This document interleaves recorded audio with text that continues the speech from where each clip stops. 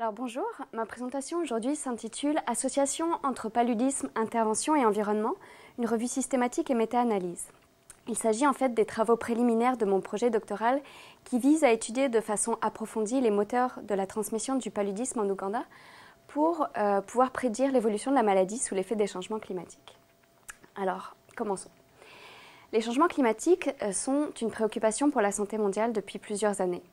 La température de surface moyenne a augmenté de 0,6 degrés Celsius au niveau mondial au cours du XXe siècle et selon le groupe d'experts intergouvernemental sur l'évolution du climat, la température devrait encore augmenter entre 1,8 et 5,8 degrés Celsius d'ici 2100. Les changements climatiques affectent notre santé via diverses modifications environnementales telles que la qualité de l'air, les conditions météorologiques extrêmes ou encore les catastrophes naturelles. Mais ils sont aussi susceptibles de modifier la répartition géographique de certaines espèces, telles que les insectes hématophages, ce qui pourrait avoir des conséquences sur la distribution spatiale et temporelle des maladies à transmission vectorielle. Parmi ces maladies, il y a le paludisme, qui est la maladie vectorielle la plus répandue et est une maladie potentiellement mortelle. Elle est causée par un parasite du nom de Plasmodium qui infecte et se réplique dans les cellules sanguines. Et ce parasite est transmis par la piqûre d'un moustique femelle infecté. Ce qu'on a constaté, c'est que ces dernières années, il y a de plus en plus d'épidémies qui sont associées à des anomalies climatiques. En 2016, l'OMS recensait plus de 200 millions de cas et 445 000 décès, dont la majorité est survenue en Afrique subsaharienne, qui supporte près de 80% de la charge de morbidité et mortalité globale. Alors la transmission du paludisme, elle est influencée par des facteurs climatiques, météorologiques, tels que les températures, les précipitations ou encore l'humidité. À des températures élevées, il va y avoir une augmentation du développement du moustique, mais aussi de la fréquence de ses repas sanguins et une maturation plus précoce du parasite à l'intérieur du cycle du moustique. Les précipitations, elles vont alimenter le site de reproduction des vecteurs et permettre un certain maintien de l'humidité qui va être favorable à la survie des moustiques. Malgré ces connaissances, il y a encore aujourd'hui des débats sur les implications des changements climatiques sur la distribution future du paludisme. Et les controverses résident notamment dans le fait que la transmission est complexe et multifactorielle et que les relations entre les différents moteurs de la transmission sont parfois non linéaires. Alors, si la transmission dépend des facteurs environnementaux, elle dépend aussi de nombreux facteurs socio-économiques, tels que la qualité des logements, l'accessibilité aux systèmes de santé ou des traitements et de la lutte antivectorielle. Cependant, les prédictions qui sont faites ces dernières années, elles tendent à se concentrer sur les facteurs de l'environnement en omettant les facteurs plutôt d'ordre anthropogénique de la transmission, alors que de plus en plus d'études suggèrent que l'influence des changements climatiques pourrait être fortement déterminée par l'efficacité des systèmes de santé ou encore la lutte contre le paludisme. Alors, pour améliorer les connaissances sur les facteurs de la transmission, on a voulu effectuer une revue systématique de la littérature pour évaluer les associations qu'il pouvait y avoir entre le risque de paludisme, l'environnement et les interventions de lutte contre le paludisme. Alors le terme environnement que j'utilise est un terme plutôt générique qui couvre à la fois des concepts météorologiques et climatiques, tandis que pour les interventions, on a voulu regarder un petit peu les effets de la lutte vectorielle, mais plus largement d'autres interventions comme l'accessibilité au système de santé ou des traitements médicamenteux. Alors, nous avons fait une recherche dans 5 bases de données, dont Medline, Embase, Global Health, en utilisant des termes, des mots-clés autour de 3 thèmes, donc le paludisme, l'environnement et les interventions. Nous n'avons pas restreint la recherche par année, ni par région ou pays, mais plutôt par la langue, donc restreinte au français et à l'anglais. Seules les études avec donc, des recherches originales et des analyses quantitatives ont été considérées, et finalement, nous n'avons retenu que des études qui analysaient les effets des facteurs de l'environnement et des interventions dans le même modèle statistique. Alors, nous avons évalué la qualité des études en développant notre propre guide d'évaluation, puisque les devis des études n'avaient pas donc de ligne directrice. Donc notre outil a été adapté de celui de l'évaluation de la qualité de l'Institut national du cœur, du poumon et du sang, et se base sur 9 critères qui portent sur la clarté, la validité et la fiabilité des données. Puisque nous avions un intérêt particulier pour les interventions, nous avons aussi utilisé le TIDIER, qui est un modèle pour la description et la réplication des interventions et qui comprend une liste de 12 items autour de la description des interventions et comporte notamment des éléments qui visent à savoir pourquoi l'intervention a été mise en place, par qui, par quelle procédure, comment, etc.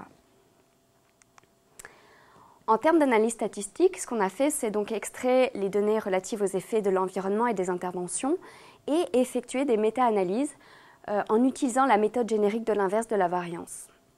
Les odds ratio poolés ont été calculés en utilisant des effets aléatoires. Alors, la recherche dans les bases de données nous a permis d'identifier 2248 études potentiellement pertinentes après élimination des doublons. Les résumés de ces articles ont été lus et seuls 99 articles ont été retenus pour un examen plus approfondi. Et de ces 99, seuls 11 ont finalement été retenus pour notre revue systématique. Et de ces 11, nous avons utilisé 2 fois 5 études pour réaliser les méta-analyses. Alors, dans notre sélection d'études, 10 des 11 études portaient sur des pays d'Afrique et 1 en Asie, le Népal précisément. Les interventions qui ont été étudiées dans les études étaient en majorité les moustiquaires, imprégnés ou non d'insecticides, qui ont été donc étudiés dans 10 des 11 études. Ensuite, c'est la pulvérisation résiduelle intérieure qui a le plus été étudiée, dans 6 des 11 études, puis les mesures de contrôle larvaire dans une étude et la combinaison thérapeutique à base d'artémisinine dans une étude. 6 des 11 études ont analysé plus d'une intervention. Et ce qu'on a constaté, c'est qu'il y avait une importante hétérogénéité entre les métriques utilisées entre les études. C'est-à-dire que pour analyser les effets des moustiquaires, par exemple, ce sont 8 indicateurs différents qui ont été utilisés. Pour ce qui est de l'environnement, ce sont les précipitations, les indices de végétation et les températures qui ont été le plus étudiés. Et il y a une étude qui a quand même analysé l'effet de l'humidité. Là encore, on a constaté une importante hétérogénéité des indicateurs et notamment pour les précipitations, ce sont 5 indicateurs différents qui ont été utilisés. Alors, dans notre sélection d'études, nous avions 3 études de type écologique, une étude transversale et 7 quasi-transversales. Les quasi-transversales faisant référence aux études où l'outcome est mesuré au niveau individuel, mais l'exposition est mesurée au niveau populationnel. Alors pour analyser l'association entre le risque de paludisme, l'environnement et les interventions, 9 des études ont utilisé des modèles géostatistiques ou régression linéaire généralisée, tandis que les 2 dernières ont utilisé soit une régression Poisson, soit une régression logistique multivariée. Pour ce qui est de la qualité des études, donc, à partir de notre guide, nous avons jugé qu'il y avait 5 études qui étaient plutôt de bonne qualité et 6 de moyenne qualité. La bonne qualité faisant référence aux études qui ont considéré les principaux facteurs de confusion et ont utilisé des données plus fiables, plus valides selon nos critères. Ici, vous avez les résultats du modèle donc, de description et de réplication des interventions. En gris foncé, ce sont donc les éléments qui sont rapportés dans les études et en gris clair, ceux qui ne sont pas rapportés. Alors, je dois préciser ici que ces résultats ne reflètent pas réellement la vérité, puisque si nous nous étions concentrés sur les informations qui étaient fournies uniquement dans les études, vous auriez ici la majorité de barres grises. Alors, ce que nous avons fait, c'est d'aller chercher dans la littérature les informations relatives donc, aux interventions à partir des références qui étaient données dans les articles. Et donc le message ici qu'on peut donner, c'est qu'il y a certains éléments comme le nom des interventions, la raison de l'intervention sont systématiquement reportés, tandis qu'il y a des éléments qui ne le sont jamais, comme le type de matériel utilisé ou encore les modifications qui ont pu être apportées au cours du temps aux interventions. Alors venons-en maintenant aux résultats qui nous intéressent réellement, c'est-à-dire l'association donc, entre paludisme, environnement et intervention. J'ai essayé de résumer dans ce tableau les résultats. Alors, les chiffres représentent le nombre d'études qui ont trouver soit une augmentation significative du risque de paludisme ou une réduction significative du risque, ou alors pas d'association statistiquement significative du risque de paludisme en lien avec donc, les interventions ou les facteurs de l'environnement. Et alors lorsque je parle des résultats relatifs aux interventions, ces résultats contrôlent pour les effets de l'environnement et inversement, les résultats pour l'environnement contrôlent pour les effets des interventions. Et donc ce que l'on remarque ici, c'est qu'il y a une majorité d'études qui ont montré une réduction significative du risque de paludisme avec les moustiquaires imprégnés ou non d'insecticides.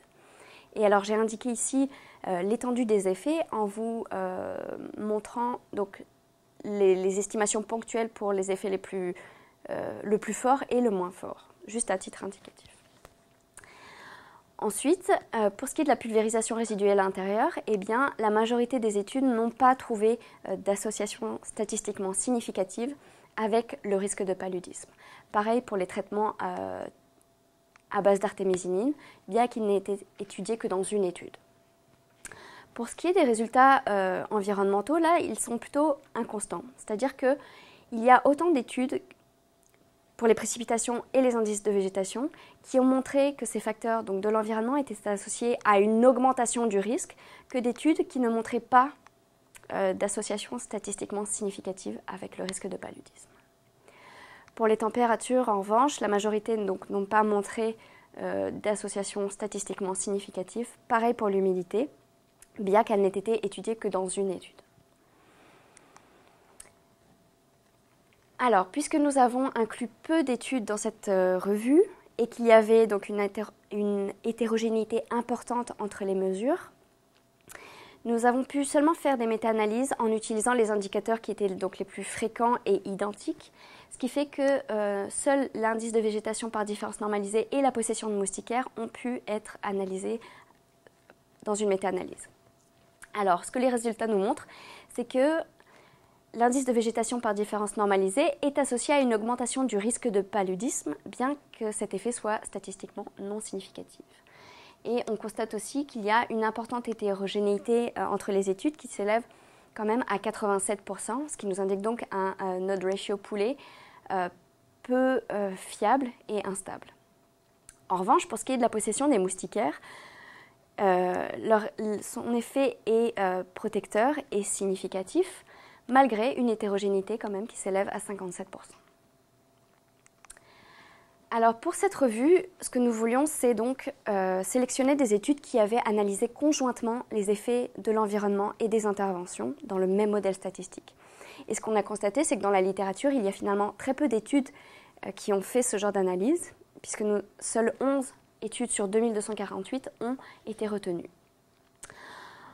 Ensuite, dans notre sélection d'études, il y en a très peu qui ont analysé des effets d'interaction, alors que cela pourrait fournir des informations assez importantes sur notamment l'effet protecteur des moustiquaires, comment cet effet pourrait être modifié selon différents niveaux de précipitation par exemple.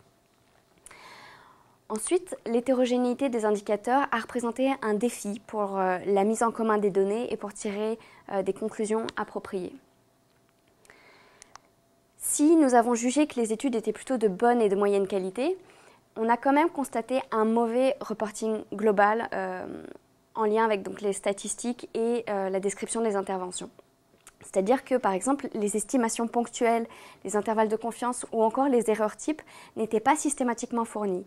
Et pour ce qui est des variables de l'environnement, il n'y avait pas toujours de description complète, ce qui fait que nous n'étions pas en mesure de savoir s'il s'agissait d'une mesure moyenne ou d'une mesure unique ponctuelle. Et enfin, il y avait très peu d'informations qui étaient directement fournies dans les articles en lien avec les interventions, ce qui fait qu'il n'était pas toujours possible de comprendre le contexte des interventions, ni comment elles ont été mises en œuvre, alors que c'est assez important pour comprendre le contexte de mise en œuvre et leur efficacité. Notre étude a elle-même ses limites. Nous avons inclus peu d'études et il y avait une forte hétérogénéité entre elles. Alors peut-être que ceci est dû au fait que nous ayons restreint notre recherche au français et à l'anglais, alors qu'il y avait une part non négligeable de la littérature qui était écrite en espagnol et en chinois, ce qui laisse des opportunités d'exploration. Et enfin, nous n'avons pas exploré non plus la littérature grise.